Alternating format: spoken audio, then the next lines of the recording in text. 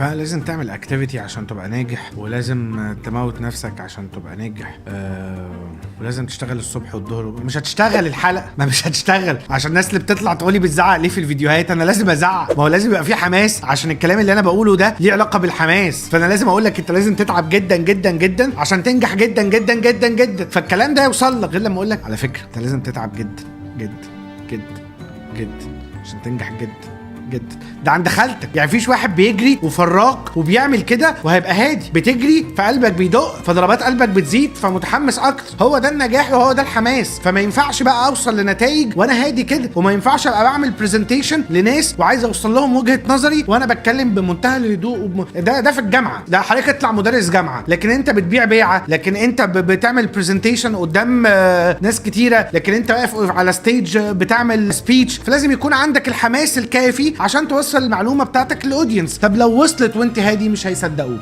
لو وصلت وانت هادي مش هيحسوا ان انت حقيقي. انت عارف انت ما مرتش بيها، انت قريتها وبتحكيها لنا. انا ما قريتش وبحكي لك بقى، انا لا، ده انا حسيت بالتعب وحسيت بالذل وجاي احكي لك، فانت سمعتني صدقتني عجبتك. بقى في انجيجمنت كتيره قوي من الحماس. هو ممكن يكون زعيق بس ده طريقتي، لكن في النهايه هو لازم يكون في الحماس الكافي في البرزنتيشن بتاعتك اون ستيج عشان تقدر توصل المعلومه بتاعتك. ده مش معناه ان انت بتبقى بتجعجع، وده مش معناه ان انت تبقى بتزعق، بس ده معناه جدا جدا جدا ان انت تبقى متحمس وعندك بادي لانجوج وعندك امثله ومخك حاضر وبتعرف تشاور وبتعرف تتكلم وبتعرف تانجيج كمان مع الاودينس. يعني تعرف تقف فهم ينتبهوا فتكمل، فتعرف تسأل حد فيرد عليك. فلازم تكون بتعرف تعمل الحاجات دي كلها عشان تكومينيكيت. في حلقة حلوة قوي بتاعت الكومينيكيشن دي بقى الحلقة الجاية. لو عجبك الكلام ده اعمل لي كومنتس هنا، هتلاقيني بطلع لك تاني كل يوم.